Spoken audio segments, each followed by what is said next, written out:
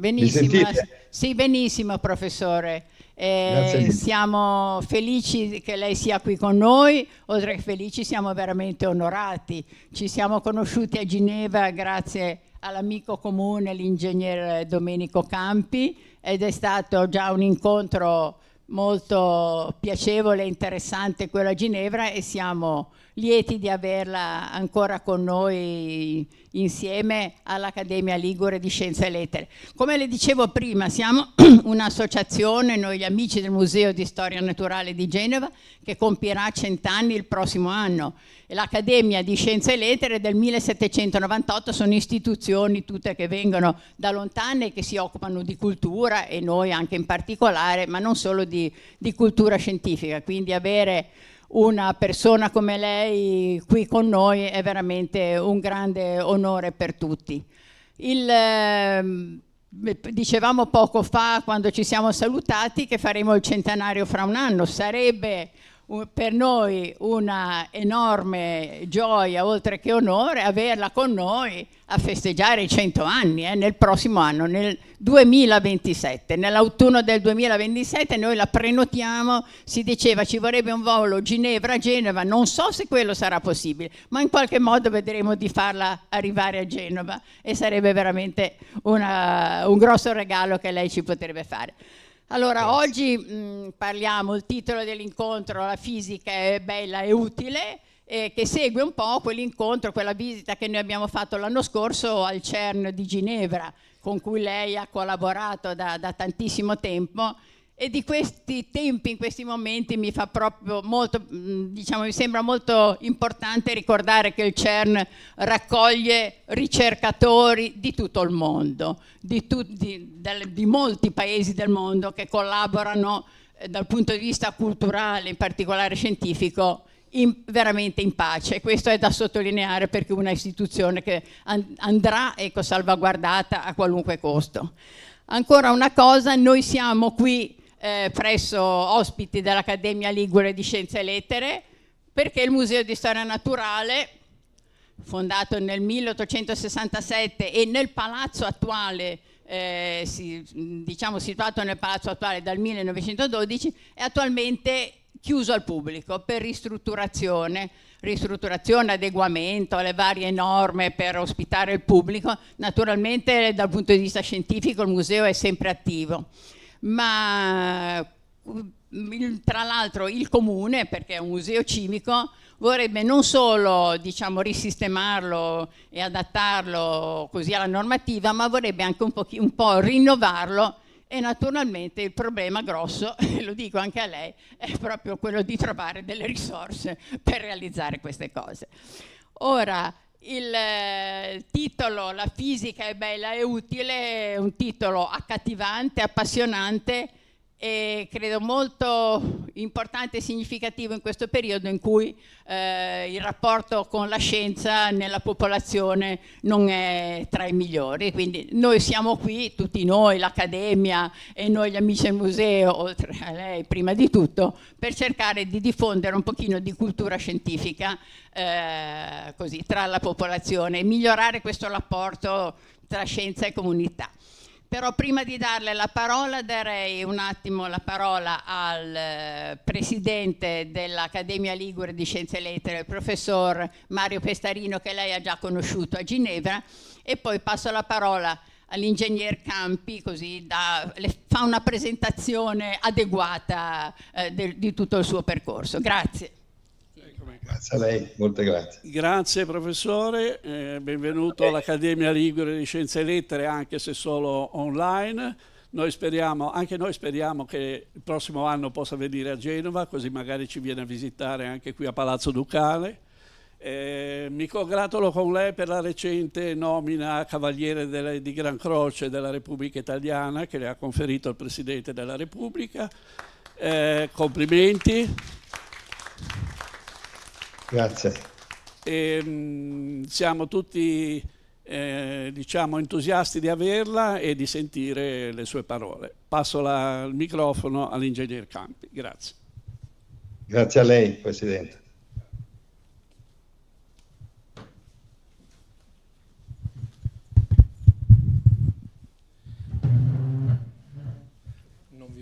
molto tempo, ma ci tengo a ringraziare prima di tutto le società, la Società degli Amici del Museo Giacomo Doria.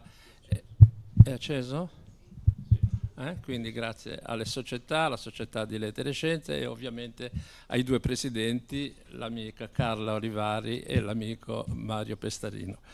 È un piacere per me introdurre questa giornata e soprattutto l'illustre collega, maestro per me, ma anche caro amico di famiglia Ugo Amaldi, col quale ho avuto il piacere e la fortuna di lavorare negli anni 90, ma questo vi verrà forse accennato dopo. Amaldi sicuramente è un nome che risuona nella testa di molti perché è una grande famiglia della cultura e della scienza italiana. Già il nonno omonimo di Ugo Amaldi, Ugo, era un matematico di inizio secolo, e il padre Edoardo Amaldi, uno dei 5 ragazzi di Via Panisperna, quindi allievo di Fermi, amico e collega, e uno dei fondatori del CERN, e quindi non ha bisogno di tante spiegazioni, al pari della mamma Ginestra Amaldi, che è stata una delle prime grandi divulgatrici scientifiche che ha utilizzato il mezzo televisivo. È stata la redattrice fisica del famoso testo Amaldi, Amaldi, Amaldi, sul quale hanno studiato almeno 2 milioni di studenti liceali e che ancora oggi continua grazie al lavoro di Ugo.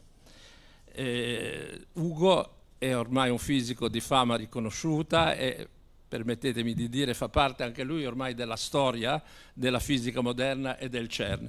Però ci tengo a sottolineare, non è ancora un pezzo da museo, non è ancora soltanto un pezzo di storia del CERN, perché sentirete è ancora attivo non solo mentalmente ma anche fisicamente, con tutte le iniziative che cerca di mandare ancora avanti tra l'Italia e la Svizzera. Probabilmente oggi sarebbe stato qui con noi, lo ripeto, lo sottolineo, se qualcuno può fare qualcosa, se le comunicazioni tra Genova e la Svizzera fossero un pochino migliori, ma per questo ci batteremo in altra sede.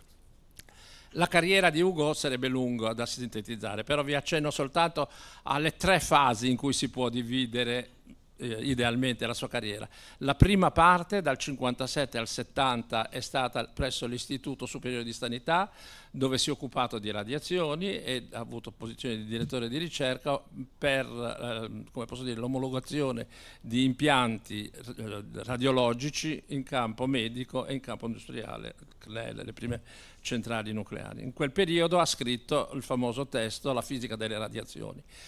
Dal 70 al 95 e fino al 2000, in cui è stato titolare di un contratto di senior scientist al CERN, si è occupato di fisica fondamentale, dirigendo fra le altre attività la collaborazione Delphi, una delle prime grandi collaborazioni scientifiche di circa 500 scienziati all'EP, Large Electron Positron. Era un modello, adesso è abbastanza corrente avere collaborazioni di centinaia di persone, all'epoca non era così facile, e ha diretto questa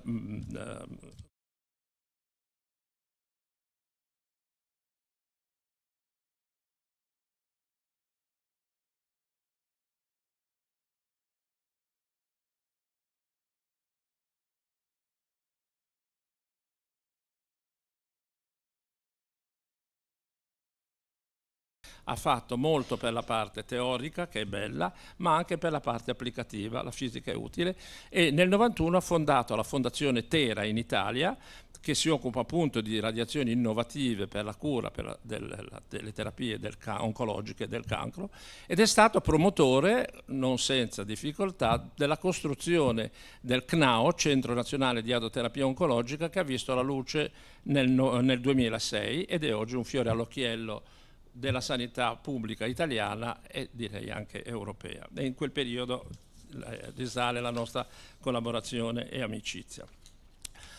Mi ripeto, il numero di pubblicazioni di Ugo, non è il caso di citarlo, sono oltre 1000 pubblicazioni, oltre 40 libri che ha scritto nel corso della sua storia.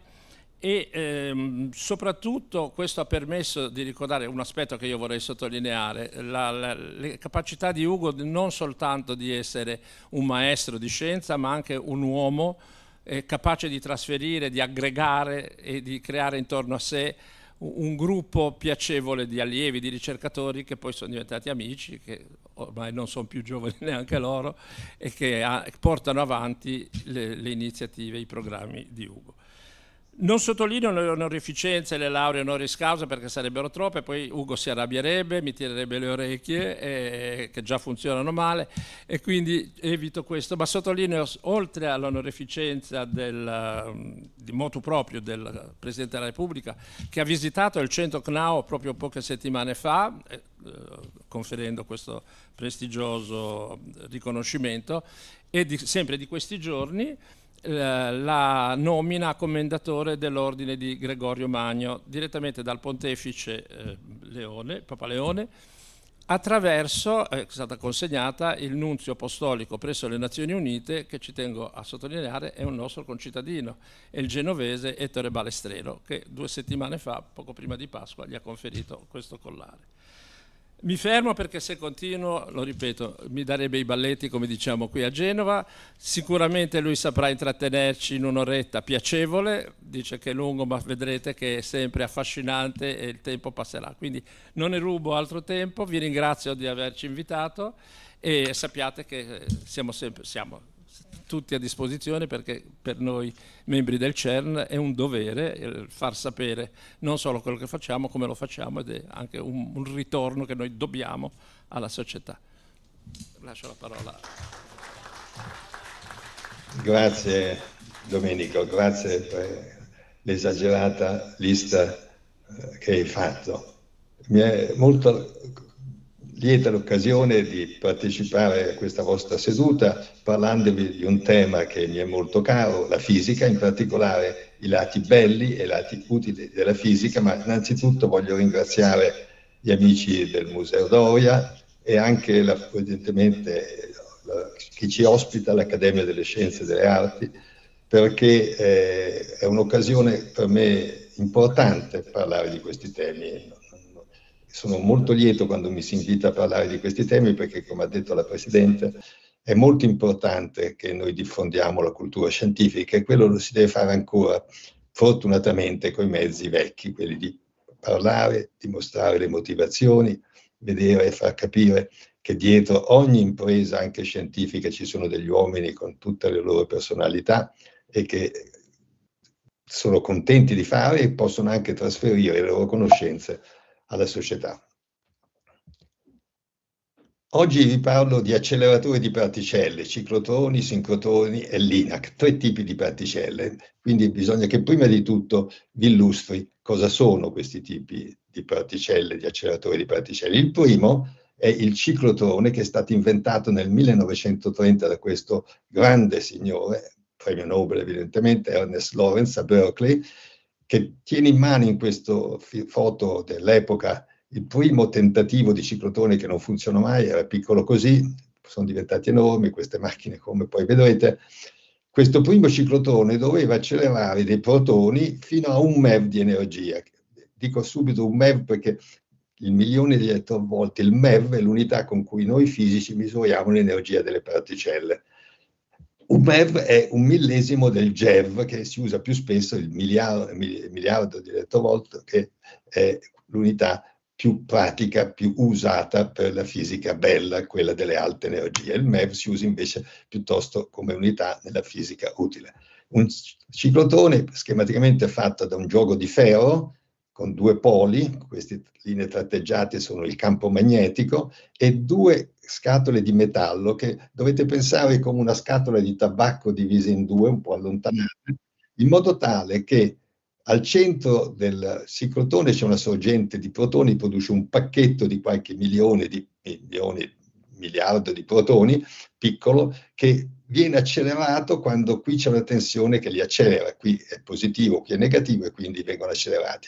Poi girano senza effetto del campo elettrico, perché nel campo magnetico le traiettorie delle particelle cariche sono piegate, è il trucco con cui noi possiamo far girare tante volte le stesse particelle sulla stessa traiettoria, e passando la prossima volta nella gap trovano il campo prodotto da questa sorgente ancora positivo e quindi lo accelerano nuovamente. Vengono quindi accelerati in piccoli impulsi e in un centinaio di giri, qui ce ne sono disegnati 3, acquistano energie di qualche decina di MeV e poi vengono estratti i protoni e utilizzati. Questa è l'invenzione del ciclotoni che ha portato il premio Nobel a Lorentz. Questa è la traiettoria spirale di una particella, per esempio un protone positivo, che viene accelerato fino a decine di MeV, milioni di eletronvolt. MeV, milioni di eletronvolt. Questo è stato il primo acceleratore di alta energia inventato e costruito, ciclotrone, perché gira. Poi è venuta l'invenzione del 1945 del sincrotrone, questo è uno schema di sincrotrone. Vedete, questo sincrotrone è fatto di tanti magneti isolati, separati, e al centro c'è una ciambella vuota, in tutto, sempre le particelle si muovono nel vuoto perché sennò perderebbero energia, e la cavità che accelera è qui, si tratta di due piastre di metallo con due buchi in cui c'è un campo elettrico che oscilla. Quando passa questo gruppo di protoni vengono accelerate di poco, molto meno che in un ciclotrone, e facendo 1 milione di giri a forza di piccoli calcetti dati in questa cavità, le particelle accelerano, crescono di energia.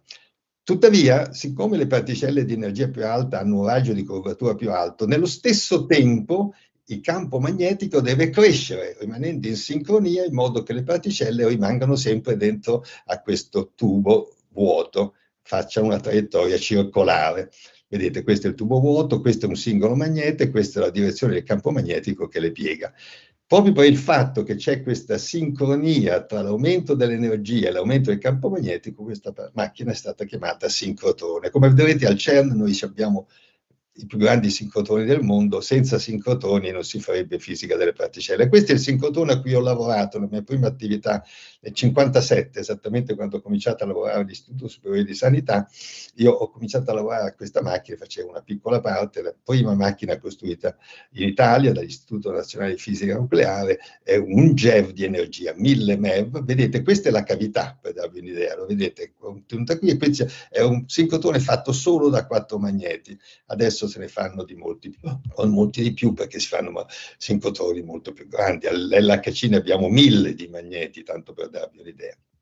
Infine, il terzo acceleratore si chiama il LINAC, è del 1947, l'invenzione di questo signor Hansen, che non ha preso il premio Nobel, ed è costituito da un tubo di rame, vedete, con sempre i soliti fogliolini, settori di rame con un buco interno, degli elettroni vengono iniettati e qui c'è un campo elettrico oscillante altissima potenza, e questa è la differenza, che in una volta sola, con un solo passaggio, porta gli elettroni, il primo linea che addirittura 1,5 MeV. È vero che accelerare gli elettroni è più facile perché sono 2000 volte più leggeri dei protoni, ma comunque il campo è così alto che si fa un passaggio unico. 3 quindi sono le macchine che si usano e di cui vi parlerò: sincrotroni, ciclotroni e LINAC. La fisica bella fatta al CERN usa, come già detto, sincrotroni, e nel 52-54 i primi passi del CERN sono stati fatti con Edoardo Amaldi, come è stato detto da Campi, segretario generale. Se uno dovesse identificare 3 o 4 persone che hanno più merito, diciamo così, che hanno lanciato il CERN, questi sono Isidor Rabi, un premio Nobel americano, che all'UNESCO di Firenze nel 1950 teneva l'UNESCO la 5ª assemblea, fece un discorso fondamentale, anche se prima c'erano stati tanti discorsi, convegni, lettere e così via, ma fondamentale, in cui disse: bisogna che l'UNESCO, che a quell'epoca era in crescita, lanci dei laboratori europei di ricerca fondamentale, senza parlare di acceleratori in realtà nella mozione approvata, perché c'è bisogno di ricostituire la scienza europea che era stata distrutta dalla guerra. Fortunatamente al capo del Dipartimento delle Scienze dell'UNESCO c'è un grande scienziato di nome Pierre Auger, che prese al balzo, era tutto concordato, devo dire. Rabi, prima di parlare UNESCO, passò per Roma, io me lo ricordo, discutere con mio padre, che già da tempo parlavano di queste cose. In ogni modo, fu ben congegnato.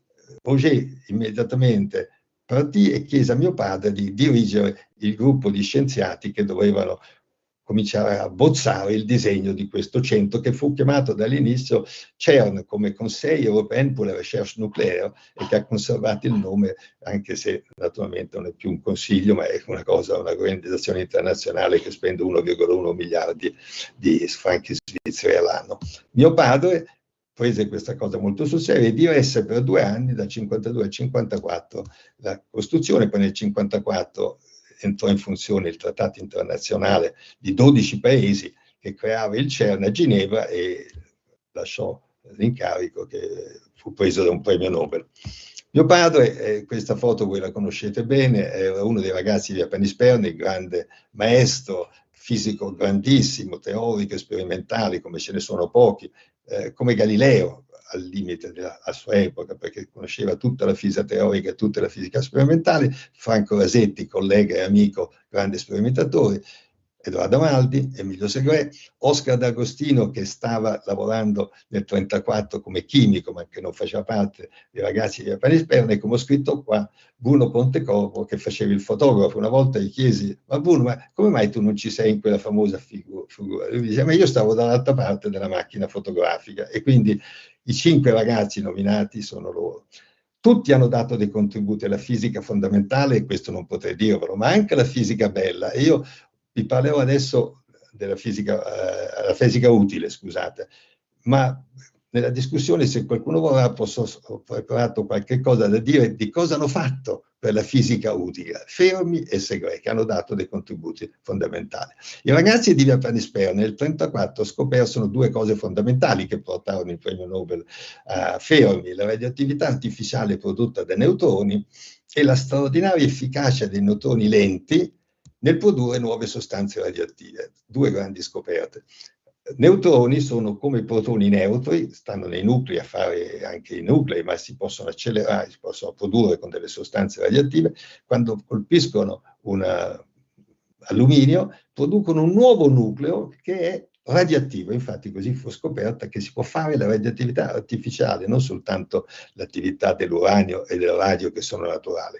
Ma poi la cosa forse ancora più importante, poi lo vedrete ancora meglio, è che questi neutroni, quando escono, vengono prodotti dalle sostanze normali che producono neutroni, sono veloci, vanno molto veloci, e sono meno efficaci di quelli lenti nel produrre le reazioni nucleari. Su questo si basano tutta la fisica applicata ai reattori nucleari, alla produzione di radioisotopi. Il fatto che rallentando, sembra un assurdo, adesso non posso spiegarvi perché, i neutroni diventano più efficaci. La fisica bella del CERN è stata fatta per ormai 60 anni, ma mi concentro su questi 50 anni che passano dal 60 al 2010. Ho voluto fare una cosa tonda. In questi 50 anni la lunghezza dei sincrotroni del CERN, che accelerano le particelle per fare quello che poi vi spiegherò, è aumentata di 30 volte, perché Large Hadron Collider, che è sotterraneo in un tunnel che qui è disegnato come se fosse sulla superficie, ma che sta a 100 metri sottoterra nella piana vicino a Ginevra, questo Large Hadron Collider ha un diametro, una circonferenza di 27 km, mentre il PS aveva circa 30 volte meno, un po' meno di 1 chilometro. E quindi, come vedete, con gli anni è stato poi costruito anche in mezzo un super protosincrotrone, un sincrotrone per protoni, il Large Hadron Collider per far collidere gli hadroni, e che è stato inaugurato nel 75. Questo evidentemente è l'aeroporto da cui non partono aerei per Genova, purtroppo. Qui vedete lo schema meglio fatto, il PS, l'SPS, attualmente funzionando. Quando funziona l'LHC i protoni vengono iniettati, accelerati a una certa energia, aumentata l'energia, poi portati infine in questo grande anello di 27 km. Qui vedete una immagine dell'anello all'interno, è una caverna sotterranea, e dentro a questi tubi ci sono 2 sincrotroni affiancati. In uno i protoni vanno in un verso e nell'altro vanno in verso opposto. Un campo magnetico intensissimo, perché sono superconduttori, qualcosa che non esisteva all'inizio della storia. al tempo del 60, questo è il PS, il protosincrotrone. Vedete i magneti, se vi ricordate, ci sono molti magneti, c'è un centinaio di magneti per fare un sincrotrone. E qui invece ci sono due sincrotroni interlacciati che in 8 punti si incrociano in modo che un protone va contro un protone e si fanno milioni di interazioni protone-protone ogni secondo. L'energia era nel 12, pochi anni dopo l'inizio, il 10 di 4.000 GeV più 4.000 GeV, che in tutto vuol dire che si liberano 8.000 GeV perché un protone porta 4.000 GeV e l'altro 4.000. Dal 2015 in poi abbiamo aumentato l'energia e sono adesso circa 7.000 più 7.000 GeV, 14.000 GeV. E adesso quindi cosa succede? Cosa accade quando si hanno, per esempio, supponiamo che l'energia sia 14.000, 7.000 di qua e 7.000 di qua. Quando collidono queste particelle spendono tutta la loro energia essenzialmente per produrre nuove particelle. La massa di nuove particelle e l'energia cinetica delle nuove particelle, che poi, come vedete, sono anche curvate perché ci sono dei campi magnetici che fanno girare le particelle e che i fisici mettono apposta per poter determinare la natura, il tipo, il numero, la direzione di tutte queste particelle. Con l'energia E, 14.000 per esempio, in questo caso GeV, aumenta. Se si aumenta l'energia, si aumenta la massa delle particelle che possono essere create, perché tra tutte queste particelle ce ne sono moltissime. La più gran parte sono circa 24 tipi di particelle diversi, per dirvi, ma non ve ne spiego di più. Le più pesanti pesano migliaia, centinaia di volte di più delle più leggere e non si possono produrre le più pesanti se non si ha sufficiente energia. Quindi più è alta l'energia, più è alta la massa delle particelle che si producono, che poi immediatamente, avendo volato 1 millimetro, un mezzo metro, decadono in altre particelle, perché intorno a noi tutte queste particelle non esistono. Esistevano, come vi dirò dopo, all'inizio della storia del nostro universo. I fisici costruiscono grandi rivelatori delle particelle create nelle collisioni e sono state formate 2 collaborazioni internazionali di circa 3.000 fisici e ingegneri all'LHC per costruire questi grandi rivelatori. L'ingegner Campi ha ricordato che io ho fatto diciamo lo spokesperson, il coordinatore di uno di questi grandi esperimenti nella macchina che era prima costruita nello stesso tunnel che si chiamava LEP, la mia collaborazione che si chiamava Delphi, e allora era fatta di 500 fisici, che ci sembrava già un numero enorme, erano gli anni 80. Poi dopo, quando è venuto l'LHC, per costruire questi oggetti che sono delle cattedrali, adesso vi faccio vedere più i dettagli, ci vogliono migliaia di fisici, di ingegneri, e non sono gente che sta con le mani in mano, sono gente che lavora più della metà del tempo, perché lavora per 10 anni per mettere insieme dei rivelatori che vedano il dettaglio di tutte le traiettorie di quelle centinaia di particelle che si producono. I 2 rivelatori hanno il nome CMS e Atlas. Ecco, questa è una foto, un disegno, una fotodisegno di Atlas. Ecco, questo è uno dei ricercatori di Atlas, ce ne sono 3.000, che hanno costruito in tutte le parti del mondo, dalla Cina alla Russia, al Giappone, a tutti gli stati dell'Europa, dei pezzi che li hanno portati al CERN, li hanno fatti scendere sottoterra 100 metri e li hanno montati. L'ingegner Campi, per esempio, ha fatto una grande responsabilità nell'altro esperimento che adesso vi mostro, che si chiama CMS.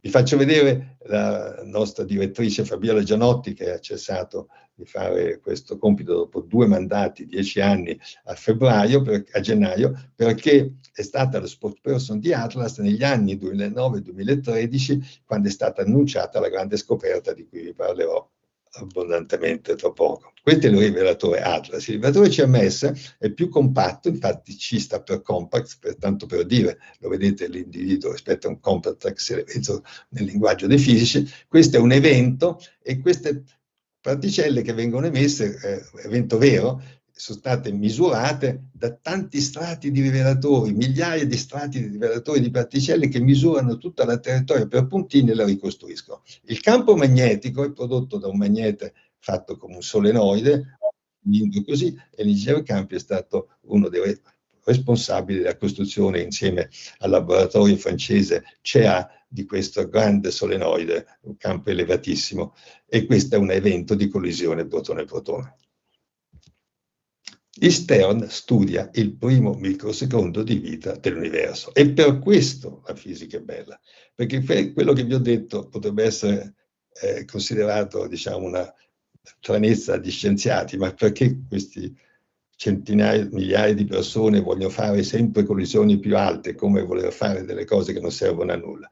Per la scienza servono molto, perché? Perché, come vi spiego adesso, l'energia delle collisioni in 50 anni è aumentata di 2000 volte. Vi ricordate che vi ho detto che il diametro delle macchine è aumentato di 30 volte, ma i fisici sono furbi, adesso non entro in dettagli, in particolare utilizzando la superconduttività, sono riusciti, aumentando solo il diametro di 30 volte, di aumentare l'energia della collisione di ben 2000 volte. Al protosincrotone del 1960 un protone collideva con un protone a 3,5 GeV.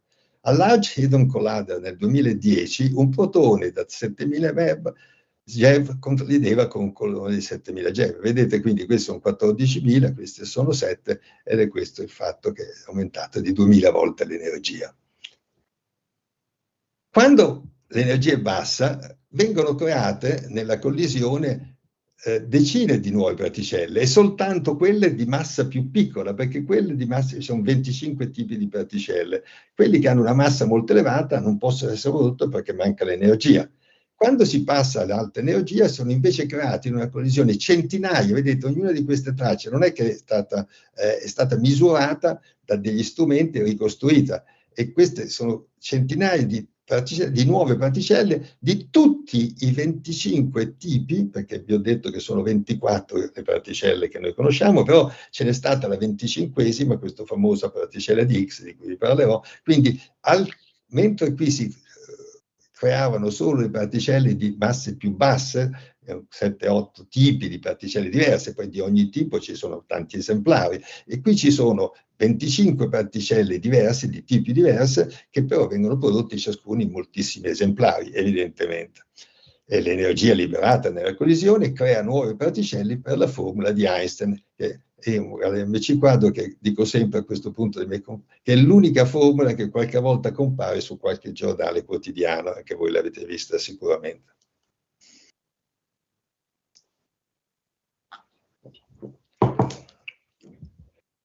La fisica bella avviene perché le collisioni non avvengono tra il protone e il protone che si urtano, ma avvengono tra i quark U e D di cui sono fatti i protoni. I protoni, che sono al centro di un atomo di idrogeno, voi sapete l'atomo di idrogeno c'è un protone e un elettrone che gira intorno. Un atomo di elio ha 2 protoni e 2 neutroni, i neutroni sono protoni senza carica, ma sono identici, e 2 elettroni che girano intorno, 2 protoni e 2 neutroni. Questi sono gli atomi più semplici che esistono in natura e, come vedete, sono fondamentali nella storia del nostro universo. Ve ne parlo dopo. Questi 2 tipi di atomi, di nuclei, protoni di particelle, protone e neutrone, però non sono particelle che noi chiamiamo fondamentali, come l'elettrone, che non hanno una struttura, sono proprio puntini di cui abbiamo ancora determinato il diametro, diciamo, tanto è piccolo, ma sono invece composte, particelle composte. E qui ho fatto un piccolo disegnino, un protone fatto di 2 quark U, forse non li leggete questi sul rosso, e un quark D che è verde, UUD. E invece unione di elio è fatto da 4 particelle di tipo composto, 2 protoni e 2 neutroni, il neutrone è UDD e il protone è UUD. Quindi vedete, con 3 quark si fanno protoni e neutroni e si fa tutta la materia. La cosa straordinaria per un fisico che ci pensa, ma anche per voi se fate un momento di attenzione, è che il mondo di cui siamo fatti, la materia di cui io sono fatto, di cui sono fatti gli schermi su cui viene proiettata questa presentazione, sono tutti fatti di protoni, neutroni ed elettroni, non c'è nient'altro. Però i protoni dentro hanno i quark U e D in queste combinazioni. Ma esistono, si possono produrre con l'energia molti più quark, altri 4 quark, tanti altri tipi di elettroni, altri 3 tipi di elettroni, poi anche 3 tipi di elettroni neutri, in modo che il totale delle particelle, come vi ho detto, è 24, perché ci sono anche delle particelle forza di cui io non vi parlo. Protoni, neutroni, nuclei di elio sono hadroni. Adesso spero che almeno questo resti di questa mia conferenza. I fisici hanno inventato questo nome, hadroni, per indicare tutte le particelle che sono fatte di quark. Quando io nel 92, quando appunto ho incontrato le prime volte l'ingegnere Campi, abbiamo cominciato a lavorare al CNAO, io ho inventato la parola hadroterapia perché volevo che questa parola hadroni diventasse nel linguaggio comune. Ho pensato l'unico modo è metterli insieme, una parola che suona all'orecchio di qualsiasi persona, la terapia, e quindi ho inventato la parola hadroterapia, terapia con hadroni, vuol dire fatta con protoni, neutroni, nuclei di elio e anche nuclei più pesanti come i nuclei di carbonio, come vedremo. La fisica bella del CERN è perché, come ho detto, si studia il primo microsecondo di vita dell'universo. Adesso concentratevi su questo. Questa è un'immagine che ho fatto, qualche tempo fa del resto, per mostrare la storia dell'universo. Questo è il tempo.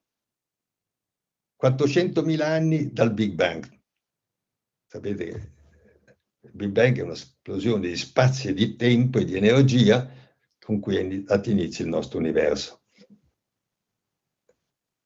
Qui ci sono 1 miliardo di anni, qui 10 miliardi di anni. E noi in questa scala siamo a 14 miliardi di anni dal Big Bang. Noi siamo qui, questa è la nostra galassia, e il Sole, come sapete, è una piccola stella periferica nella nostra Via Lattea, nella nostra galassia. Bene, a 400.000 anni dall'inizio, l'universo era 1000 volte più piccolo, perché si è espanso di 1000 volte da qui fino a qua, ma che a me tuttavia era molto grande, perché oggi l'universo è circa 40 miliardi di anni luce, quindi allora era 40 miliardi diviso 1000, è ancora un numero enorme di anni luce. Ed era tutto soltanto una zuppa, come io chiamo spesso, degli atomi più semplici, cioè di idrogeno e elio. L'elio, che si mette nei palloncini dei bambini, è l'elio che viene da loro, immaginate, la più parte perlomeno. La temperatura qui a 400.000 anni era 3.000 gradi e questa temperatura non ha fatto che calare con l'espansione dell'universo, perché pensate al contrario, se uno prende un gas e lo comprime, la temperatura sale, quindi se uno prende un gas e lo dilata, del resto quello che accade nei frigoriferi, la temperatura scende, no? Quindi con questa espansione di 1000 volte, la zuppa si è raffreddata e si sono comparse le prime galassie, a 1 miliardo di anni. A 10 miliardi di anni è nato quello che si chiama l'universo moderno, perché questa è l'epoca in cui si è formato il nostro Sole, 10 miliardi dopo. E 4 miliardi dopo che si è formato il Sole ci sta un pianeta dove siamo noi che parliamo di cosa sono stati i primi microsecondi di vita dell'universo. Com'era questa zuppa di atomi più semplici? Eccola, ho fatto una piccola scatolina dove ci sono, vedete, molti puntini blu che sarebbero gli atomi di idrogeno e un po' meno puntini rossi che sono gli atomi di elio. E si agitavano perché la temperatura non è altro che agitazione delle molecole. Noi diciamo temperatura, ma per un fisico cos'è la temperatura? È l'energia con cui le due componenti si urtano. Vedete, qui ci sono delle particelle, in particolare atomi che si urtano. L'energia con cui si urtano è quella che noi chiamiamo la temperatura. Crescere la temperatura vuol dire crescere l'energia. E forse già adesso capite che cosa fa il CERN? Aumenta l'energia e quindi cosa fa? Aumenta la temperatura a cui studiano queste collisioni. Le collisioni che si producono al CERN, se sono di alta energia, vuol dire che accadevano nell'universo prima di quelle che accadono a energia più bassa. E questo è proprio quello che è il tema che voglio adesso spiegarvi un po' meglio. voglio vedere come si può andare indietro nel tempo. Ho fatto una piccola cosa per voi, ho preparato, speriamo che funzioni, animazioni per spiegarvi meglio. Quindi supponiamo di stare qui e andare indietro nel tempo. È come dire che invece di raffreddarsi, questa nostra zuppa si scalda perché noi andiamo indietro nel tempo. E cosa succede dentro la zuppa quando si passa dagli atomi più semplici e poi si va all'indietro? Succede che, adesso vi faccio vedere, l'universo diminuisce di volume, noi stiamo andando indietro, e la temperatura che è energia delle collisioni aumentano, ovviamente. Quindi andare indietro vuol dire non fare altro che questo. Cosa si forma? Allora, se qui c'erano nuclei, protoni, due protoni e neutroni con degli elettroni, quando cominciano a rotarsi, gli elettroni a un certo punto, che sono legati con una certa energia, si staccano e quindi non c'è più la materia come la conosciamo, si va verso il quarto stato della materia, non c'è più la materia solida, liquida e gassosa, c'è il plasma, un plasma atomico fatto di elettroni liberi, protoni liberi e nuclei di elio liberi che si agitano in tutte le possibili. E questo è una cosa che si produce facilmente anche in laboratorio di università. Un plasma atomico fatto di elettroni, protoni e nuclei, perché la temperatura è così alta, perché passa una scarica elettrica, che questi si liberano. Però dopo succede un altro passaggio importante. Se noi passiamo al di là di 10.000 miliardi di gradi, succede che queste particelle atomiche, che sono protoni e nuclei di elio, sono fatti di quark, rotandosi violentemente, si rompono e escono i quark. E quindi non c'è più una zuppa, un plasma fatto di elettroni, protoni e nuclei, ma viene fuori un plasma di quark e di elettroni. E mano a mano che noi andiamo sempre indietro nel tempo, aumenta la temperatura, si scalda questo plasma, si producono nuove particelle dalle collisioni di tutte queste particelle e quindi si riempie l'universo di particelle che non esistono più, che sono scomparse perché vivono meno di 1.000.000 di secondo e quindi sono scomparse quando si è passato in questa transizione. In questa parte della storia dell'universo, dopo, al di là del microsecondo, ci sono in giro nel plasma che riempiva tutto il nostro universo moltissime particelle che sono scomparse da allora e che sono invece quelle che noi riusciamo a studiare al CERN. E adesso ho fatto una simulazione per farvi vedere il passaggio dallo stato in cui sono gli atomi più semplici, e ho preso il protone perché l'elio complicava le cose per la mia simulazione, l'ho fatta con ChatGPT, al passaggio al plasma atomico fatto di protoni e nuclei di elio, e poi passando anche questa soglia, quando si va ancora più in alto, nella collisione tra un quark, per esempio U e D, che si muovono in tutti i modi, si può creare un altro quark di tipo di massa alta, che noi chiamiamo strano, il quark più vicino a U e D, che non esistono nella natura oggi, ma che allora erano molti, e come vedrete alla fine diventano tutti quark S, e più si va avanti e si producono tutte le altre 24 particelle di cui vi ho detto fino a prima. Vediamo adesso se questo funziona. Questi sono UD con l'elettrone, vedete, sono legati, questo è il tempo che passa, la temperatura sta aumentando, si rompono i legami, scompaiono i protoni, adesso sono tutti U e D di due colori diversi, ma a un certo punto passa una soglia, si producono i quark nuovi, che sono i quark che io ho chiamato S, e questi vedete che a un certo punto riempiono tutto lo schermo e aumentano di energia, perché aumenta la temperatura finché diventa una zuppa in cui i quark che non esistono qua sono ancora più numerosi di quelli che c'erano prima. Ve la faccio andare fino in fondo perché è abbastanza bella questa trasmissione, devo dire, sono stato stupito, ci ho lavorato qualche ora, ma insomma che sia riuscito a fare, usando ChatGPT, questa presentazione per voi. Vedete, quindi il tempo passa, la temperatura aumenta e noi siamo tornati, abbiamo cominciato a percorrere il percorso all'inverso che ha fatto la storia dell'universo. Ho fatto quindi una simulazione che partiva da qua, dove c'erano i protoni, poi è diventato plasma atomico fatto di protoni e nuclei, e poi alla fine dominavano questi quark S che ho fatto nascere dal decadimento, dalle collisioni, create nelle collisioni che poi decadono e fanno a loro volta altre particelle. E adesso entriamo e abbiamo raggiunto il nostro scopo.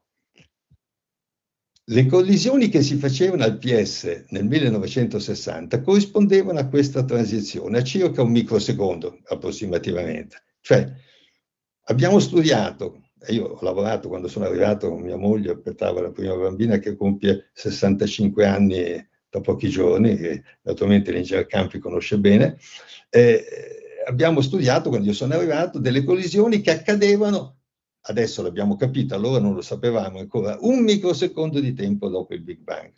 Ma aumentando, come vi ho detto, di 2000 volte l'energia, 1000 volte, 2000 volte l'energia, si è fatto un salto enorme, perché si è passati dalle collisioni di un microsecondo a un milionesimo di microsecondo. Un milionesimo di microsecondo. Detti in gradi, lo dico per spaventare, ma poi non è importante, quello che conta è il tempo e l'energia, 10 milioni di miliardi di gradi. E così era la temperatura quando corrispondente alle collisioni che abbiamo studiato all'LHC. Quindi, facendo questi esperimenti, i fisici hanno costruito una teoria molto completa, che noi chiamiamo modello Starter, che ci permette di calcolare esattamente quello che è successo all'universo a partire dal momento in cui abbiamo fatto gli esperimenti all'LHC fino a oggi. Noi sappiamo arrivare fino a come si sono formate le prime galassie, poi questa è una storia diversa. Quindi tutta questa parte enorme della storia dell'universo si può ricostruire buona parte perché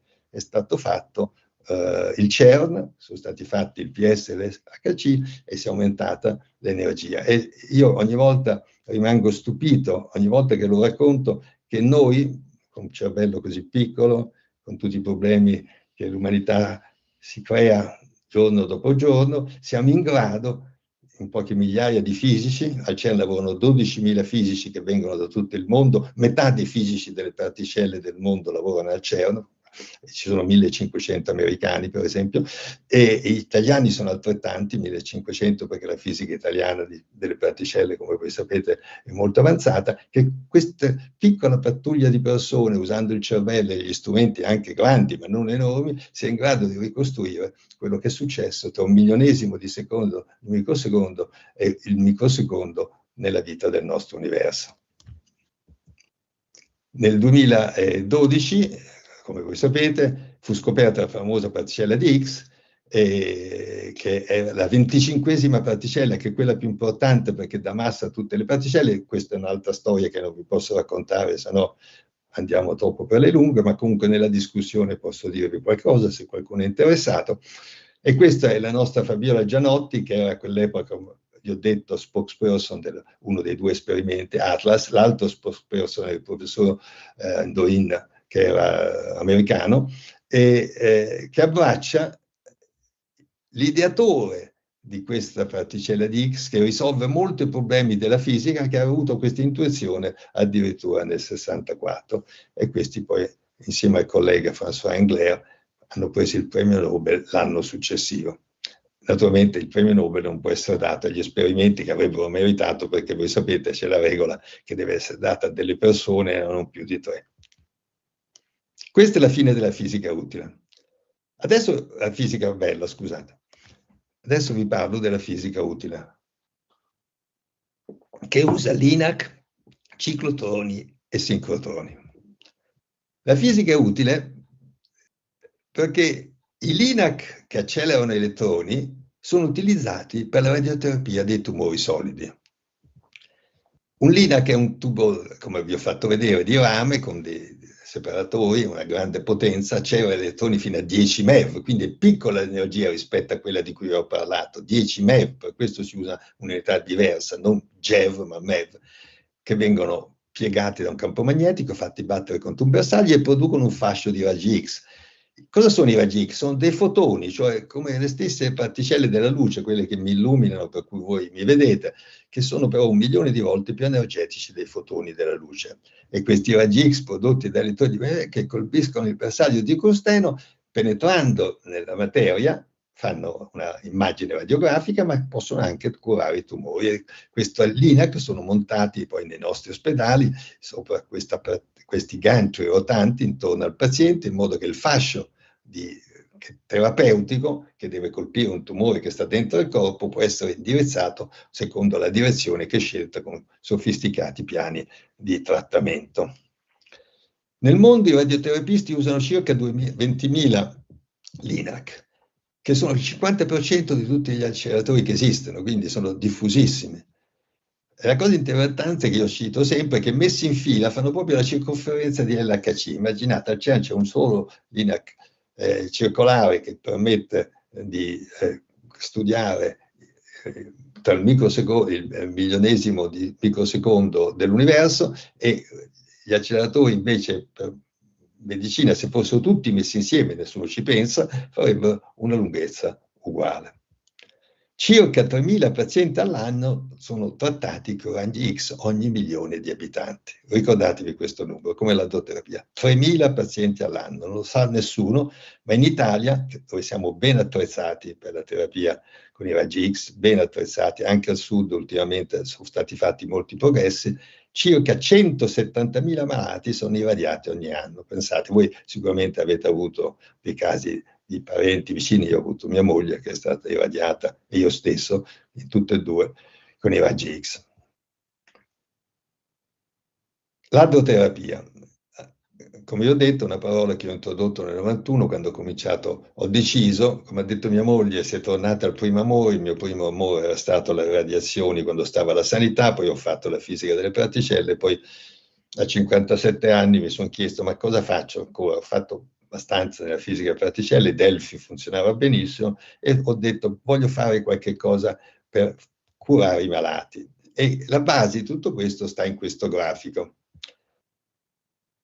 Come funzionano le radiazioni? L'energia rilasciata nei tessuti da un fascio di radiazione danneggiano la doppia elica del DNA. Voi sapete che al centro di ogni cellula c'è la doppia elica del DNA. Se passano le radiazioni producono dei fenomeni chimici e fisici, per cui si produce con i raggi X o una rottura, una doppia rottura del DNA.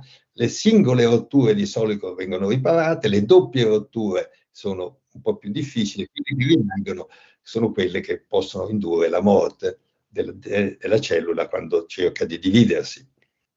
Questo che fanno i raggi X, un fascio di raggi X sottile entra nella materia, adesso supponiamo che sia uniforme la materia dove c'è il tumore, questo è il tumore profondo una trentina di centimetri, e ho rappresentato l'energia rilasciata con questi colori, cambiano, vedete qui è più chiaro e qui è più sfumato, perché qui ci è lasciata più densità di energia per ogni cellula, e qui man mano che attraversano i raggi X sempre meno, e un 30% dell'energia del fascio esce dall'altra parte. Questo è quello che fa un fascio di raggi X. I raggi X sono fotoni della luce, quindi sono elettricamente neutri, strappano elettroni passando nella materia, è così che producono gli elettroni messi in moto dei raggi X, che producono l'effetto terapeutico o dannoso anche. Invece molto diverso il comportamento se si usano degli hadroni. E gli hadroni che si usano per la terapia, che già negli anni 90 erano stati scelti ottimali per la terapia, sono due: o protoni, come vi ho detto, che poi dentro c'è i 3 quark, ma per la terapia il fatto che i protoni ci abbiano dentro 3 quark non conta, quello che conta è che hanno una carica 1, perché la carica del protone è presa come unità, oppure ioni carbonio, che sono fatti di 6 protoni e 6 neutroni. Vedete com'è fare un ione carbonio è facile, perché si piglia del metano, CH4, si fa una grande scarica elettrica, si strappano gli elettroni al carbonio e rimane il nucleo di carbonio, che noi chiamiamo ione carbonio, però diciamo è il nucleo di carbonio, è la stessa cosa. 6 protoni e 6 neutroni. Naturalmente la carica è 6 volte quella del protone, quindi sono molto più cariche elettricamente, quindi passando nel corpo del paziente strappano più elettroni a tutte le molecole che attraversano, e questo è appunto l'effetto positivo di cui vi parlerò tra un momento. Ma la cosa interessante per adesso è che, penetrando nel corpo del paziente, protoni e ioni carbonio che sono carichi, continuamente perdono energia, quindi si rallentano e alla fine quasi si fermano e poco prima di fermarsi lasciano una grande densità di energia. Lo chiamiamo spot, questo. Guardate questa figura e capite, senza altre immagini, che protoni di ioni carbonio sono meglio dei raggi X per tutt'are un tumore profondo, perché lasciano meno energia all'inizio, questo è tessuto sano, e nessuna dose di radiazione dopo perché si sono fermati, mentre i raggi X hanno questo andamento. Naturalmente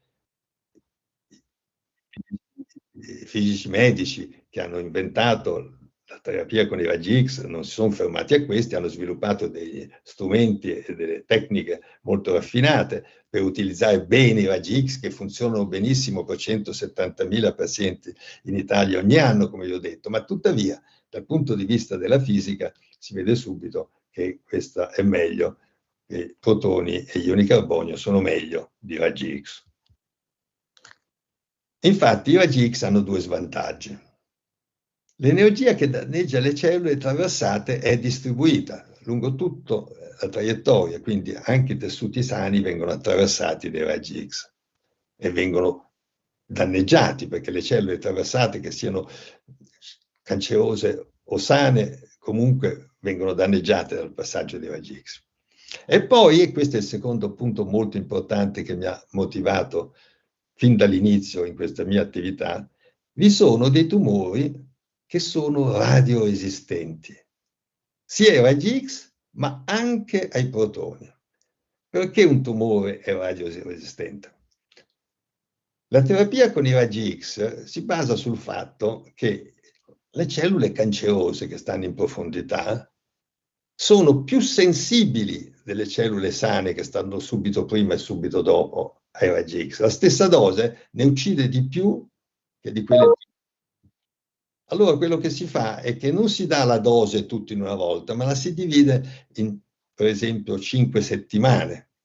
Mia moglie è tornata all'ospedale di Ginevra 5 settimane per un tumore al seno, perché ogni giorno le dava una piccola dose che danneggiava di più le cellule del tumore che le cellule sane, che inevitabilmente sono danneggiate perché c'è il fatto che i raggi X lasciano molta dose anche all'inizio.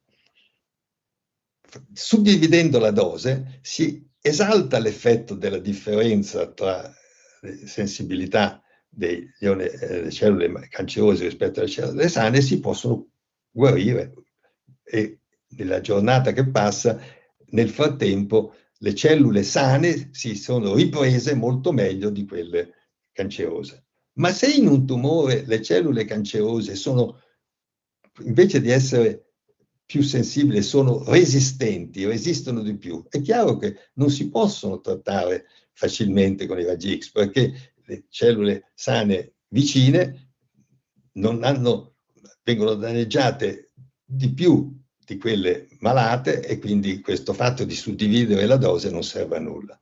E quindi questi due tipi di problemi vengono curati con due tecniche. Uno usando gli ioni carbonio, come vedrò, e qui usando molti fasci. Se si usa un fascio solo di raggi X che arriva da una parte per un tumore che sta al centro del cervello, come lo vedete qui, la dose qui è rossa, su questa scala vuol dire 100%, e la dose qui è azzurrina, siamo sul 40%.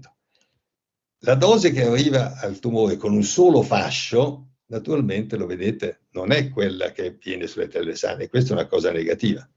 Se invece si usano protoni e ioni carbonio per il motivo che c'è lo spot, vedete già che già un solo fascio produce meglio dose elevata al tumore e poca dose nel tessuto traversato, e nulla dopo, perché come vi ho detto, protoni e ioni carbonio, essendo carichi, si fermano. Evidentemente i radioterapisti, gli oncologi medici, i fisici medici hanno trovato il rimedio a questo per i raggi X. Se c'è un grande tumore al centro del cervello, questo è un esempio, diciamo, di scuola, non è un caso vero, un tumore di queste dimensioni non sarebbe curabile comunque, ma supponendo avere un grande tumore, questo è la spina il raccordo dei nervi che scende, che va risparmiata a tutti i costi, si dividono i raggi X in 9 fasci utilizzando quel gantry che gira intorno al paziente che vi ho fatto vedere, su cui è montato il LINAC dei raggi X. E quindi si riesce a dare tante dosi più alte qui e distribuire la dose che c'è comunque nel canale di entrata, come noi diciamo, più su tutto il tessuto cerebrale. Evidentemente però, nonostante questo, da queste parti, voi vedete, siamo a livelli, se non lo leggete, 50-60%. È vero che già una differenza del 60 rispetto al 100% di dose è efficace dal punto di vista, ma naturalmente si producono dei danni, specialmente a un organo critico, come noi diciamo, come il cervello.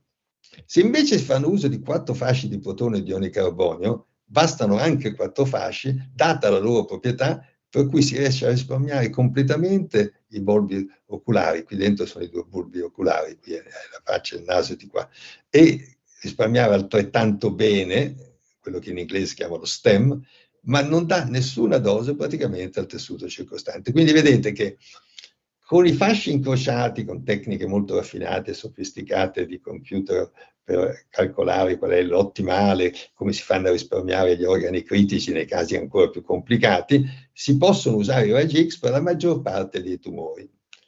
Ma certamente, se uno potesse fare un acceleratore lineare, lungo così, come quello che vi ho fatto vedere, montato su alzate, che fa o protoni o ioni carbonio, nessuno userebbe più i raggi X, nessuno, perché è evidente che sono meglio. Il problema è che per trattare i malati con fasci di protoni e ioni carbonio ci vogliono apparati molto più grandi, più costosi, più tecnici e così via. È una questione di dimensione dell'apparato, non né della fisica né della clinica, della radiobiologia, diciamo meglio, dei tessuti. È una questione di apparato. E questo quindi è il modo con cui fasci incrociati si sovviene alla difficoltà del fatto che i raggi X lasciano energia lungo tutta la strada.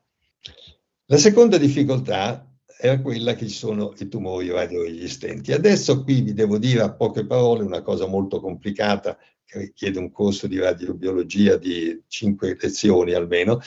Gli ioni carbonio lasciano, quando attraversano il materiale, il tessuto del paziente, lungo la strada, ogni cellula che attraversano, ione carbonio attraversa. In un fascio di ioni carbonio ci stanno per esempio 1 miliardo che durante un trattamento 1 miliardo di ioni carbonio, qualche decina di miliardi.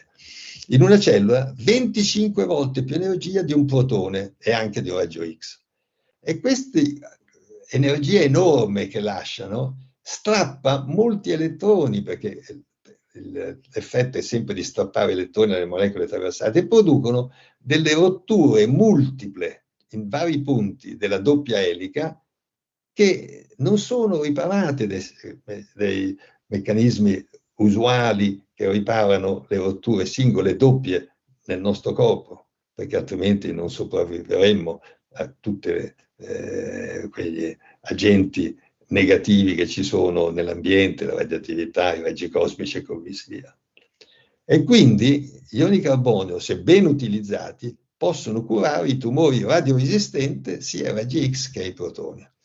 E questa, come vi ho detto, è l'idea di fare una macchina che facesse questa cosa, di usare gli ioni carbonio, è stata una delle motivazioni di quello che è stata, come ho ricordato l'ingegnere Campi, la creazione della Fondazione Terra e anche delle mie attività per tutti questi anni. Allora, quanti sono i pazienti che possiamo aspettarci sarebbero avvantaggiati dall'adroterapia? Ricordo innanzitutto che il numero che spero vi ricorderete, 3.000 pazienti per milioni di abitanti sono registrati nei paesi molto sviluppati, nei paesi in via di sviluppo, naturalmente anche nei paesi a low income countries sono molto meno, ma insomma nei nostri paesi, in Svizzera, in Italia, 3.000 pazienti ogni anno, come vi ho detto 170.000 in Italia. Sarebbero meglio curati dalla terapia, molti studi, adesso non voglio riassumo in una slide centinaia di lavori scientifici, Con protoni ci si mette d'accordo che tra 3 e il 4%, ho usato le cifre più basse che conosco perché non voglio esagerare, 3% di quei 170.000 guadagnerebbero, cioè aumenterebbero del 20-30% la probabilità di sopravvivenza rispetto ai raggi X all'anno, 5.000 con protoni, e ci sono 1.000 malati all'anno in Italia, io qualche volta dico 1.500, ma insomma tra 1.000 e 1.500 malati che guadagnerebbero molto dall'uso di ioni carbonio. Perché? Perché hanno tumori radioresistenti. A questo punto devo dirvi una cosa importante però. L'energia che devono avere i protoni per arrivare a 30 cm di profondità nel corpo è 250 MeV. Vi ricordate che ho detto che l'energia degli elettroni e dei fotoni e degli elettroni dell'INAC è 10 MeV, quindi voi capite che i protoni devono essere accelerati a 250 MeV, che è 25 volte l'energia a cui vengono accelerati gli elettroni dell'INAC. Già questa è una complicazione. Per di più i protoni sono 2000 volte più pesanti degli elettroni, un protone rispetto a un elettrone, quindi a fare una macchina non si può fare una piccola macchina, ancora nessuno l'ha inventato una piccola macchina, ci abbiamo pensato in tanti, ma che faccia veramente i protoni da 250 MeV. Ancora più difficile è il caso di ioni carbonio. Per arrivare a 30 cm ci vogliono circa 4.000 MeV, 4.000. E il carbonio ha 12 tra protoni e elettroni, quindi è 12 volte più pesante di un protone e deve andare invece che a 250 a 4.000 MeV. È vero che c'è una carica 6 e questo aiuta, però diventa ancora più grande la macchina di cui c'è bisogno. Oggi con protoni si trattano pazienti in 150 centri in tutto il mondo e il tipico acceleratore usato è quello che vi faccio vedere. È un ciclotrone. Con queste macchine sono stati trattati circa 350.000 pazienti, quindi c'è una statistica enorme naturalmente.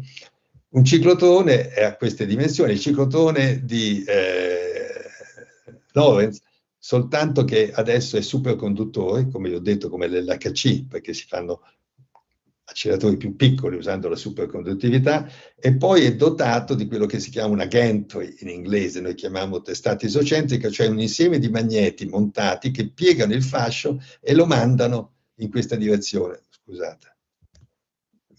Questa qui gira intorno al paziente in modo che il paziente può essere irraggiato con questi protoni da tutte le direzioni. Un oggetto di questo genere sta in un'area non tanto grande, ma naturalmente molto più grande di una sala di trattamento per raggi X, che è qualche 6 per 6 metri, 12 metri per 30 metri. E questa è una massa che pesa 200 tonnellate, questa ne pesa altre 250. Come capite è un grosso materiale, un materiale pesante e sofisticato. La ditta belga IBA, che ha prodotto questo sincrotrone, è leader mondiale, e un centro IBA dell'Alieo, c'è Alieo di Milano. Ho saputo qualche giorno fa che nel 25 hanno trattato 280 pazienti. 280 pazienti sembrano poco, ma voi dovete ricordare che ogni paziente viene 4 o 5 settimane, perché c'è sempre la questione di suddividere la dose, e quindi è già un lavoro continuo dalle 7 di mattina alle 9 di sera per tutti i giorni dell'anno per trattare 280 pazienti, che è il tipico numero di pazienti che si trattano con una sala all'anno. La terapia con ioni carbonio per tumori radioresistenti, il Giappone è all'avanguardia fin dall'inizio.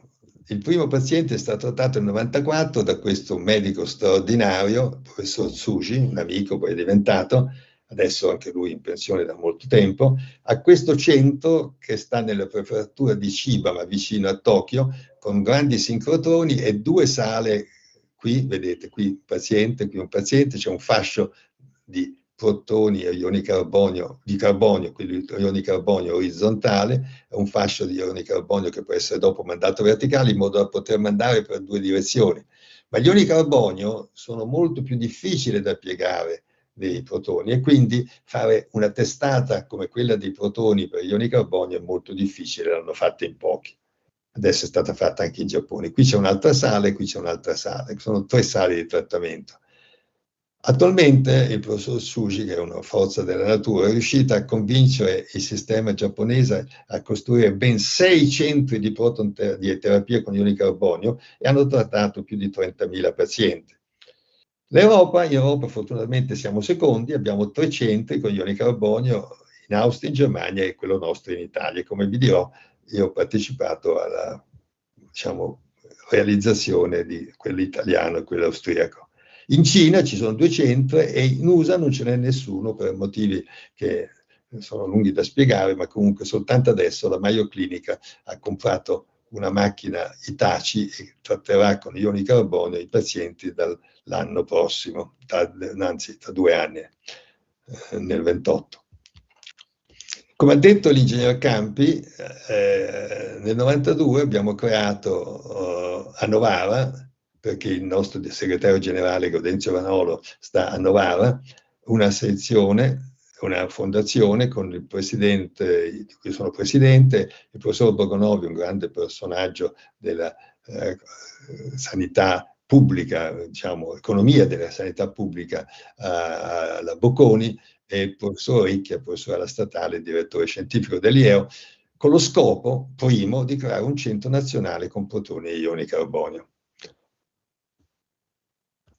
Poi nel 95, con il mio amico Meiner Regler, che era il capo del gruppo austriaco dentro Delphi, abbiamo convinto, e aveva creato un progetto Medostrom, più piccolo del nostro Terra, ma insomma anche importante, abbiamo convinto il CERN a progettare un sincrotrone per radioterapia con ioni carbonio e protoni, e Terra ha contribuito mantenendo 5 persone al CERN per 5 anni e collaborando col personale del CERN. E una delle persone con cui ho cominciato a collaborare subito è stato proprio l'ingegner Campi, che allora un giovane promettente ingegnere, poi ha fatto una bellissima carriera, tra l'altro, come vi ho detto, lavorando, dirigendo la costruzione della magnete superconduttore di CMS. Sono stati pubblicati 2 volumi nel 2000.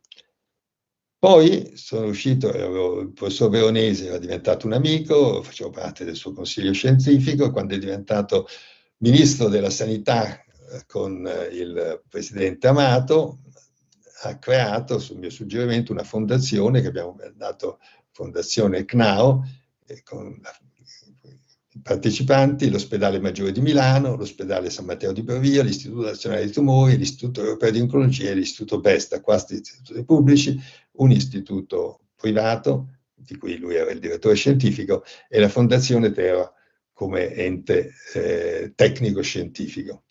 E poi il governo Berlusconi successivo ha mantenuto questo iniziale finanziamento di 20 milioni per la costruzione, e la Fondazione Centro Nazionale di Radioterapia Oncologica è responsabile dal 2002 della costruzione, insieme all'INFN, a molti altri partner, il CERN e a Terra anche, e gestione di questo grande centro di cui io sono attualmente, data l'età, si capisce, presidente emerito.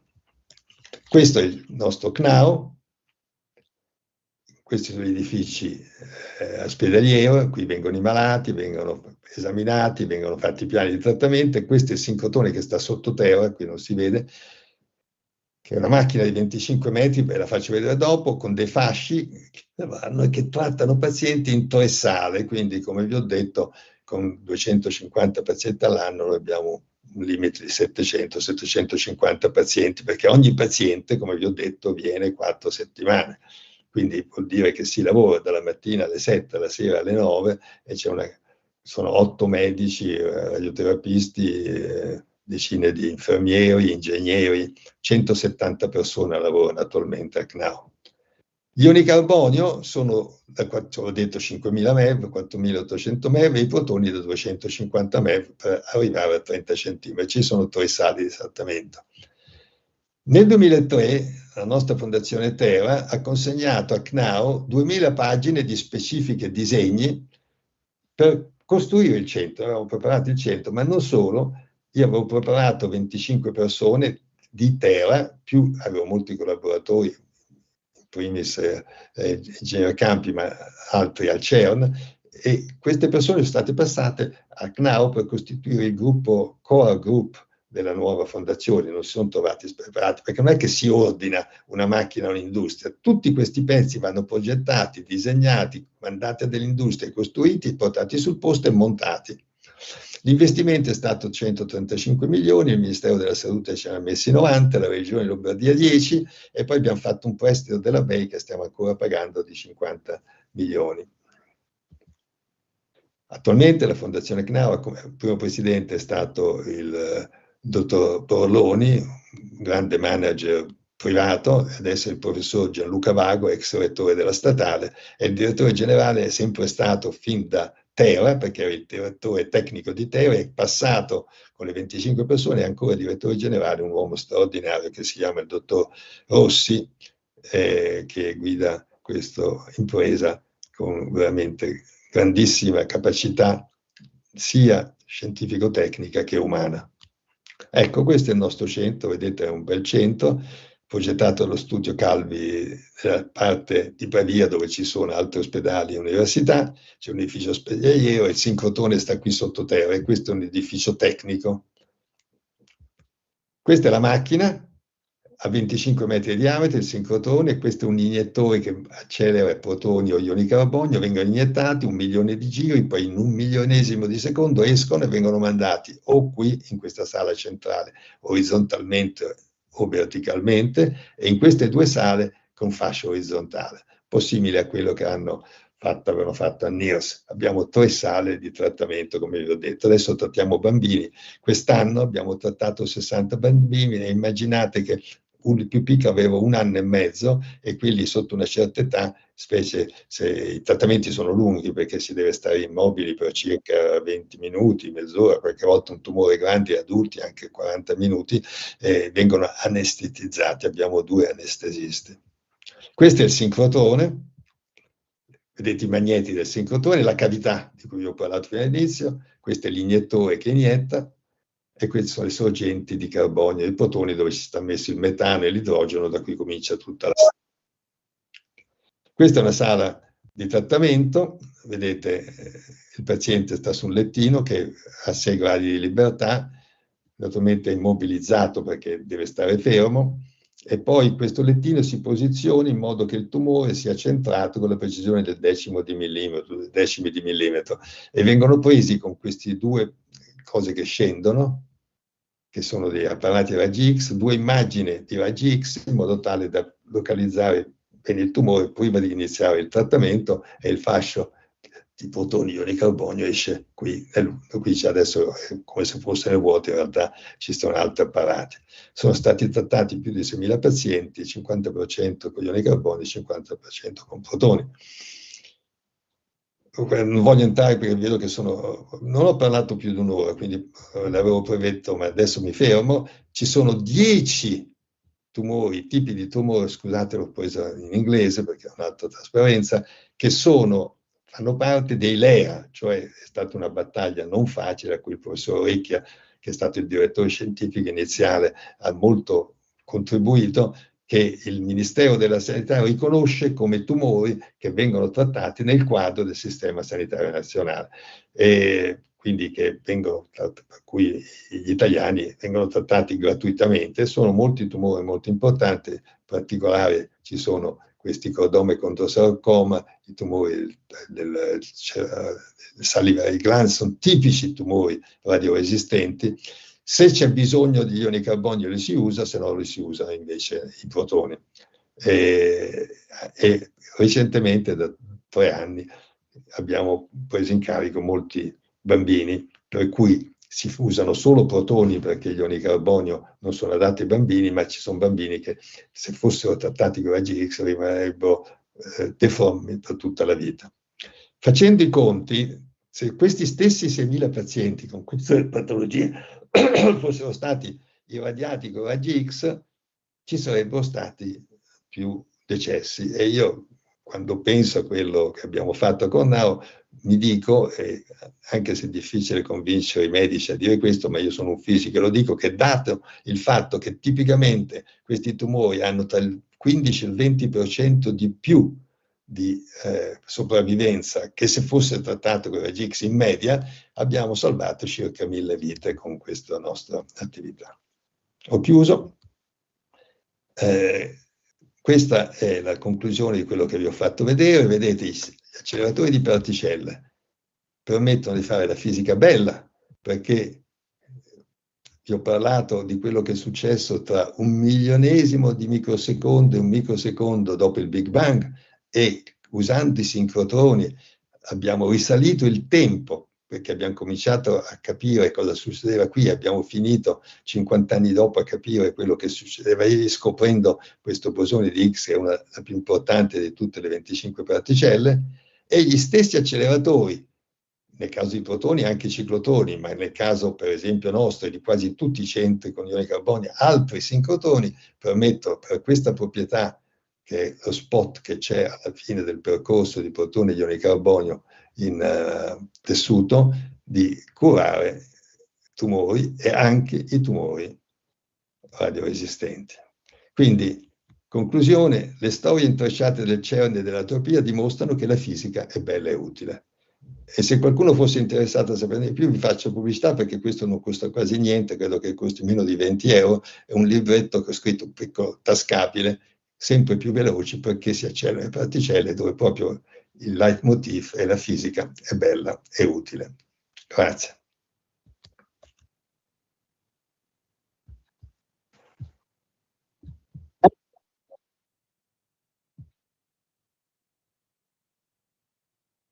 Un intervento veramente affascinante. Posso stare qui dove mi devo mettere io? Non lo so. Possiamo vedere ancora il professore? Sì. Si è disconnesso.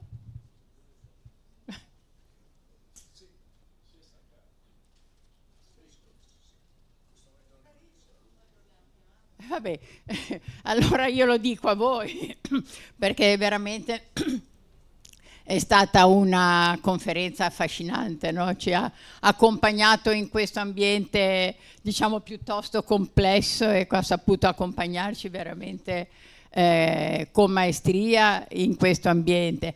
E tra l'altro anche aver molto interessante anche la parte che riguarda proprio la parte pratica, no? L'applicazione di questa fisica, diciamo, teorica in problematiche, diciamo, molto vicine a tutti noi, e anche averci permesso di collegare l'origine dell'universo con la cura dei tumori, cioè queste particelle dell'origine dell'universo in pratica utilizzate per la cura dei tumori. Ecco, l'ho trovata veramente particolare e affascinante. Non so se siamo... Mi sentite? Sì, professore. No, avevamo perso il collegamento e volevamo ringraziarla, perché ci ha fatto entrare in un mondo molto particolare e difficile, ma veramente con grande maestria, volevo dire, ho detto a tutti. E poi aver collegato l'origine dell'universo con la cura dei tumori è una cosa che dire affascinante e dire poco. Quindi la ringraziamo moltissimo per questo. Prima di dar la parola, volevo ringraziare l'amico Domenico, l'ingegnere Domenico Campi, perché se siamo collegati col professore lo dobbiamo al nostro carissimo amico e generoso amico, è venuto anche a Genova e ha partecipato alla conferenza, quindi questo lo volevo proprio sottolineare. Se qualcuno vuole intervenire, fare qualche domanda a Mario, o qualcuno vuole... chiedere qualcosa al professore. Che vuol fare domande? Ce ne so. Allora, cominciamo di qua. Voi mi sentite? Sì, noi la sentiamo bene. La sentiamo bene, sì. L'avevamo persa a un certo momento, ma l'abbiamo ripresa. Buonasera professore, bellissima esposizione, interessantissima. Volevo chiedere una cosa. Io tanti anni fa, sto parlando più di 25 anni fa, visitai il reattore sperimentale, il Triga, a Pavia, giusto? Ho visto poi alla fine parlava di Pavia. E mi fu detto che veniva, cioè pensavano di utilizzarlo anche per trattamento giusto di trattamenti tumorali, ma ipotizzando l'irradiazione, diciamo, forse era o neutronica o protonica, non mi ricordo più, dopo aver estratto temporaneamente l'organo malato, sottoponendolo ecco, e poi rimpiantare l'organo nel malato, insomma. Non so se era una informazione, diciamo, attendibile all'epoca. Attendibile e molto giusta, è stata una prima mondiale, per cui Pavia è ancora ricordata. Usavano questa tecnica perché allora si voleva usare i neutroni, quelli che usavano i ragazzi di via Panisperna, che sono neutri e che entrano nella materia molto più facilmente dei protoni, perché sono neutri e quindi non perdono energia, per fare una tecnica che si chiama BNCT, cioè si dà al paziente o al tessuto malato, in questo caso estratto, una sostanza che contiene del boro, che è un piccolo atomo, il quale è molto avido di neutroni, e quindi si mettono queste sostanze borate che si attaccano alle cellule tumorali, poi si irradia con un grande flusso di neutroni, il boro mangia il neutrone, esplode e uccide la cellula tumorale. Si chiama Boron Neutron Capture Therapy, è stata una prima mondiale fatta a Pavia. In realtà a quell'epoca la quantità di boro che si poteva mettere nelle cellule tumorali era molto bassa, e quindi non si poteva lasciare il fegato dentro il paziente, perché la quantità di boro che andava nel fegato era talmente poca che i neutroni dovevano essere molto intensi e avrebbero ucciso tante cellule sane, e quindi si estraeva. Adesso invece la BNCT è diventata molto più avanzata, ci sono delle sostanze che portano il boro attaccato alle cellule con grande efficienza, e quindi si può lasciare il cancro, il tessuto malato dentro al paziente, quindi immaginatevi che semplificazione, e fare un'iniezione, una sostanza che porta il boro dove stanno le cellule malate, e poi irradiare dall'esterno con i neutroni. E questo lo dico con piacere, perché naturalmente non ho detto tutto, ma la visita del Presidente della Repubblica che è stata citata era anche dovuta al fatto che noi abbiamo una collaborazione con un centro californiano che ci sta portando una macchina per fare neutroni e proprio per fare la BNCT, ma senza esplantare il fegato. La faremo a Pavia, ma con la tecnica che era stata, come lei bene ha ricordato, lanciata in modo assolutamente unico al mondo a Pavia. Grazie. Qualcun altro? Buonasera. Dunque, mia madre nel 2020, estate 2024 si è sottoposta a radioterapia per, diciamo, una, come posso dire, non era una metastasi, ma era un inizio nuovo di malattia presso la clip chirurgica, dove è stata ressecata la testa del pancreas, quindi è guarita lei perfettamente, ha avuto questo piccolo inizio di malattia, e quindi io ho studiato, anzitutto mi ero documentato presso il sito del CNAO, e avevo già anche chiesto domande riguardanti la situazione di mia madre, e poi c'è stato l'incontro col primario di radioterapia, e a cui appunto ho riferito delle mie ricerche e del mio contatto in corso con il CNAO, e lui mi ha detto che mentre per i tumori, diciamo, ad organi o comunque a tessuti stabili, quindi che possono essere, come dire, dei bersagli fermi, è assolutamente raccomandata l'adroterapia, invece per tumori in zone come l'intestino, che quindi sono soggette a motilità, essendo il bersaglio mobile ed essendo il fascio, le particelle molto pesanti, se durante diciamo la somministrazione del fascio l'intestino si fosse mosso, in particolare anche, diciamo, il pancreas, comunque sostanzialmente si sarebbero causati dei danni maggiori proprio per la pesantezza del fascio. Mi chiedevo, e quindi questa spiegazione, e mi ha anche detto che aveva appena seguito un congresso proprio di adroterapisti, e diciamo che lui mi ha detto, in realtà noi abbiamo dei software in grado, come radioterapia tradizionale, la raggi X, di monitorare le traiettorie e quindi far convergere, diciamo, con maggiore probabilità la nuvola di elettroni verso il bersaglio, che sono, come dire, compensano questi software la minore precisione del fascio invece di adroterapico, e quindi io mi sono convinto poi di affidarmi a lui anziché al CNAO.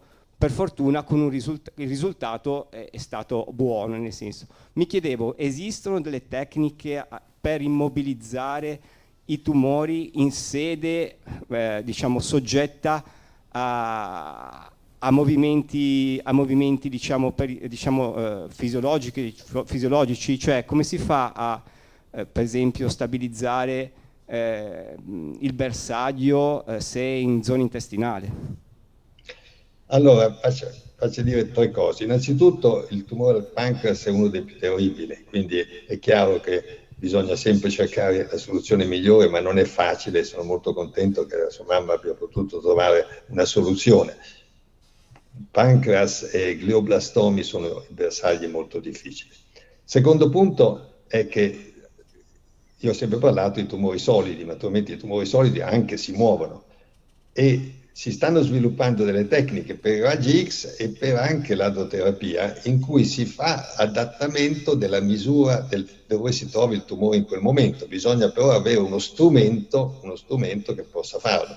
E infatti noi stiamo sviluppando insieme anche altri centri delle tecniche che si chiamano Adaptive Hadron Therapy o Adaptive Particle Therapy, che vedono dove sta il tumore a ogni istante, e nel caso dei protoni e degli ioni carbonio è più facile che con i raggi X, e questo è il terzo punto, di aggiustare il tiro, diciamo così, perché i raggi X vanno dritti, sono neutri, mentre invece se noi sappiamo dove si trova il tumore, noi possiamo deflettere con dei campi magnetici, come facciamo al CERN continuamente, il fascio di protoni carico o anche di ioni carbonio e dirigerlo. Quindi il problema dal punto di vista se uno fa l'adaptive è più facile farlo con i protoni e gli ioni carbonio. Il problema è che ci vuole un sistema che misuri dove sta durante l'irraggiamento, e questo si può fare con delle risonanze magnetiche aperte che però non abbiamo.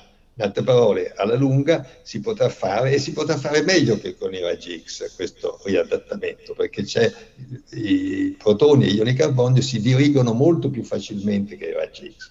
Ma al CERN a questo momento non abbiamo ancora questa tecnica CNAO. Domenico, ci sono altre domande? Forse Domenico Campi vorrebbe aggiungere, oltre a ringraziarlo ancora. No, sono io che devo ringraziare. Ringrazio prima di tutto Ugo del tempo che ci ha dedicato, ma tutti voi dell'attenzione e gli organizzatori. Ma volevo concludere sottolineando per l'ultima volta che purtroppo da queste presentazioni non traspare l'aspetto umano di Ugo Amaldi, che è altrettanto importante di quello scientifico. E vorrei concludere con una frase che ho scritto negli atti del simposio relativo ai festeggiamenti che il CERN ha dedicato ai 90 anni di Ugo, e che viene edito dall'Accademia delle Scienze, l'Accademia dei 40, in collaborazione con i Lincei. Io ho scritto nella presentazione che Ugo ci ha insegnato, oltre la scienza, ci ha fatto capire che la scienza può essere vissuta come un atto d'amore verso la società, e questo spero ci siano occasioni per poterlo constatare di persona ed essere sicuri, perché, lo ripeto, gli aspetti umani sono altrettanto grandi di quelli scientifici. Grazie a tutti voi, grazie a Ugo Amaldi. Grazie Domenico per queste bellissime parole, grazie al professore, speriamo di poterla incontrare. Arrivederci. Ancora una domanda, professore? Allora, io sono un radiologo e ho fatto il direttore scientifico del Galliera, e mi sono occupato dal punto di vista scientifico di una collaborazione col CNAO per l'adroterapia dei tumori della retina, che è una specie di membranella che sta sul fondo dell'occhio, quindi cose piccole, meno di 1 centimetro. Si riusciva a centrare questo bersaglio mettendo chirurgicamente un punto, una placchetta di metallo particolare vicino, perché durante la terapia fosse chiaro il centraggio. Capite che sta affare che di 30 metri che gira e arriva in 1 millimetro deve avere una precisione straordinaria. I risultati sono stati splendidi, però siccome qui tutti entusiasti e anch'io entusiasta, ancora di più perché ci ho lavorato, però capite che un centro come il CNAO è di costi esorbitanti, non possibile, se non fra molti anni, fare questo tipo di terapia in modo diffuso, sostituire le radioterapie attuali che comunque lavorano particolarmente bene. Cioè, tant'è vero che in questo momento credo che il CNAO faccia principalmente alcuni tipi particolari di tumori, o perché non possono essere curati in modo diverso, cioè devi scegliere cosa fare, non puoi fare tutto. Faccio l'esempio: se andando sulla Luna tutti i tumori del polmone guarissero, noi non ci possiamo permettere di mandare tutti i malati sulla Luna, perché non ci sono tecnicamente le risorse per farlo. Questo è un discorso splendido in termini di ricerca, questo deve tendere. La ricerca, che era il mio lavoro principale, è, come dire, per me è una grande musa, dietro alla ricerca con tutto il cuore, però non vorrei dare speranze pazzesche a chi sente, perché in questo istante non è disponibile per qualunque tipo di tumore, che sarebbe curato in modo magnifico, ma non c'è la possibilità concreta di farlo. Questo era il mio commento in qualche modo, anche se questa ricerca è non bella, splendida, bisogna morire di ricerca, bisogna versarci tutto l'entusiasmo e molti più denari di quello che molto spesso alcuni governi fanno, perché tendono a tagliare le cose belle, non le cose commerciali non le tagliano, quelle belle sì, è quello il problema. E questo ci dà la spinta per cercare di tutelare sempre di più il nostro sistema sanitario. Esattamente, posso dire qualche cosa a questo proposito. È vero, ci sono stati molti soldi investiti per costruirlo, però oggi un trattamento al CNAO costa allo Stato 21.000 euro e la persona viene al CNAO più di 20-30 volte. Ogni seduta al CNAO costa quanto costa un'immagine di risonanza magnetica. Cioè, in altre parole, facciamo tantissime immagini di risonanza magnetica allo Stato, parlo dello Stato, ovviamente al cittadino non costa niente, perché lo Stato ha investito, come vi ho detto, 100 milioni all'inizio, però adesso il trattamento costa 21.000. Naturalmente questo fatto nel servizio sanitario costa il doppio per gli stranieri che vengono non sotto il servizio sanitario nazionale. Un trattamento di 21.000 è confrontabile con un trattamento fatto con i raggi X, con quelle che si chiamano le tecniche più avanzate, che costano 16-17.000. Non è tutto un altro ordine di grandezza. Quindi quello che io capisco la sua affermazione, ma deve essere così qualificata. La costruzione di questi centri costano molto e sono grandi e richiedono personale, però dopo, una volta costruito, il servizio, quello che costa al singolo paziente, se è pagante oppure se è niente naturalmente, ma comunque allo Stato sono dell'ordine dei trattamenti usuali per tumori. Una chemioterapia oggi tipicamente costa 50.000 euro, molto più che un trattamento con gli ioni carbonio che ne costa 21.000. Quindi diciamo, quello che è giusto è che, come ho detto, fare un apparato raggi X che è lungo 1 metro, l'acceleratore è una cosa, fare una macchina di 25 metri di raggio richiede investimenti iniziali, ma una volta fatti gli investimenti dal punto di vista dell'uso quotidiano per i pazienti è praticamente come qualsiasi altro trattamento. Allora possiamo chiudere, vuoi chiudere? Allora ringraziamo ancora il professore, sperando di rivederlo presto. Grazie. Ringraziamo tutti i partecipanti, il professor Pestarino. Grazie. Grazie a voi, grazie dell'invito. Grazie e a presto, speriamo. Arrivederci a tutti, buona serata. Arrivederci, buonasera. Grazie molte, arrivederci.